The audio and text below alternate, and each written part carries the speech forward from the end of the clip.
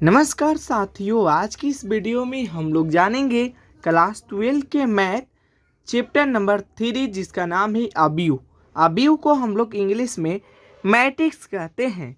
तो इसका प्रश्नावली 3.1 का पहला क्वेश्चन को हम लोग सॉल्व करेंगे, हल करेंगे। तो चलिए दोस्तों, अब हम लोग वीडियो को स्टार्ट करते हैं।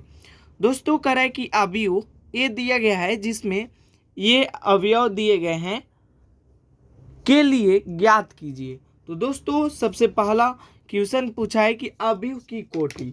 तो अवयव की कोटि का सूत्र होता है R/C। क्या होता है? R/C। हम लोग कहेंगे तो इसका सूत्र होता है R/C। देखिए, R के मतलब होता है, इसको हम लोग रो कहते हैं, और C के मतलब कॉलम। क्या कहते हैं? इसको हम लोग रो कहते हैं और इसको कॉलम। R के मतलब होता है पंक्ति, पंक्ति, और C के मतलब होता है स्तंभ। हिंदी में कहें तो कॉलम को स्तंभ कहते हैं और रो को पंक्ति कहते हैं। दोस्तों, पंक्ति जो होता है इस प्रकार से जो होता है, सोया हुआ लाइन पंक्ति कहते हैं और खड़ा हुआ लाइन को स्तंभ कहते हैं। दोस्तों, यहाँ पर एक अवयव है दिया हुआ है, और देखिए इस प्रकार से जो है, इस प्रकार से इसको हम लोग क्या कहते हैं? पंक्ति कहते हैं। अगर इसको इस प्रकार से देखें तो इसको हम लोग स्तंभ कहते हैं। तो अवयव की कोटि इक्वल टू क्या होता है? सूत्र R/C। R/C। दोस्तों, R मतलब देखिए, एक रो, दो रो, तीन रो। तो यहाँ पर हम लोग लिखेंगे 3, और इसको हम लोग बाई कहते हैं, बाई। और कॉलम यानी स्तंभ, इस प्रकार से एक स्तंभ, दो स्तंभ, तीन स्तंभ, चार स्तंभ। तो यहाँ पर हम लोग लिखेंगे 3/4। तो हम लोग अवयव की कोटि इस प्रकार से निकालते हैं। अब हम लोग दूसरा देखें तो दूसरा आप लोग देख सकते हैं। दूसरा क्वेश्चन है कि अवयवों की संख्या। तो अवयवों की संख्या का सूत्र होता है क्या? तो देखिए, अवयव की संख्या का सूत्र होता है R/C। R/C। देखिए, R के मतलब क्या हम बता चुके हैं। इसमें देखिए, R के मतलब रो, हिंदी में कहें तो पंक्ति, और C के मतलब होता है कॉलम, हिंदी में कहें तो स्तंभ। तो देख सकते हैं R/C है, तो हम लोग निकाले हैं। R का मान कितना था? 3। तो यहाँ पर हम लोग लिखेंगे R/C। देखिए, R कितना है? 3। तो यहाँ पर 3 इंटू C कितना है? 4। तो यहाँ पर 4। तो 3 चौका 12। तो अवयव की संख्या कितना हो गया? 12। अवयव की संख्या निकल गया 12। दोस्तों, अवयव के पहला तरीका से निकाले हैं, दूसरा तरीका से भी आप लोग निकाल सकते हैं। कैसे? तो इसके अवयव के अंदर वाले जो होते हैं इसको हम लोग अवयव कहते हैं।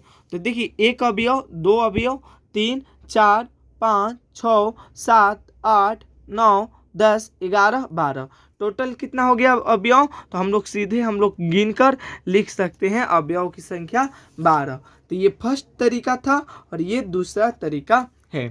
अब हम लोग तीसरा क्वेश्चन को देखेंगे। दोस्तों, तीसरा क्वेश्चन कह रहा है कि अवयव दिया हुआ है, कह रहा है कि A13 का मान। तो A13 का मान पूछा है,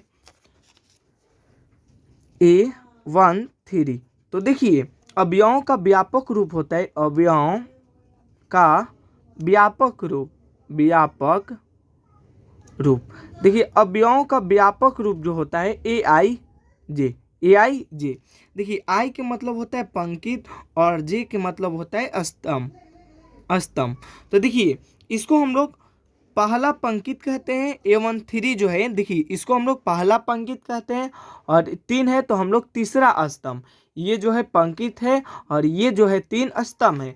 तो कह रहा है पहला पंक्ति, तो इस प्रकार से हम लोग पहला पंक्ति में चल दिए हैं।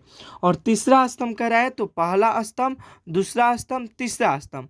पहला पंक्ति और तीसरा स्तंभ में देखें तो ये 19 आ रहा है। तो यहाँ पर हम लोग लिखेंगे आसानी पूर्वक से 19। उसी प्रकार से दोस्तों, इसको हम लोग देखते हैं। कह रहा है कि A21। क्या कर रहा है? कह रहा है कि A21। तो A21 यानी दूसरा पंक्ति पहला स्तंभ। तो दूसरा पंक्ति में चलेंगे, पहला पंक्ति और दूसरा पंक्ति, और पहला स्तंभ कर रहा है तो पहला स्तंभ, पहला पंक्ति, दूसरा पंक्ति और पहला स्तंभ, तो इसका मान जो होगा 35 होगा। यहाँ पर हम लोग लिखेंगे 35। अब देखिए कह रहा है कि A33 तो दोस्तों देखिए तीसरा पंक्ति तीसरा स्तंभ, तो इस प्रकार से गिनेंगे, पहला पंक्ति, दूसरा पंक्ति, तीसरा पंक्ति। और तीसरा स्तंभ में देखिए तो एक स्तंभ, दो स्तंभ, तीन स्तंभ, तो तीसरा पंक्ति और तीसरा स्तंभ में जो आ रहा है वह -5 आ रहा है, तो यहाँ पर हम लोग लिखेंगे -5। अब देखेंगे A24 का मान, तो देखिए A24 तो सॉरी दूसरा पंक्ति चौथा स्तंभ, तो पहला पंक्ति, दूसरा पंक्ति और चौथा स्तंभ करा है, तो पहला स्तंभ, दूसरा स्तंभ, तीसरा स्तंभ, चौथा स्तंभ, दूसरा पंक्ति और चौथा स्तंभ में देखें तो 12, तो यहाँ पर होगा 12 आंसर। तो दोस्तों इसका आप लोग कमेंट बॉक्स में आंसर ज़रूर बताइएगा। दोस्तों कैसा लगा वीडियो, अच्छा लगा हो तो एक लाइक कीजिएगा और अपने दोस्तों के पास भी शेयर कीजिएगा। अगर आप क्लास 12th में हैं तो एक बार कमेंट बॉक्स में ज़रूर बताइएगा कि कैसा लगा वीडियो।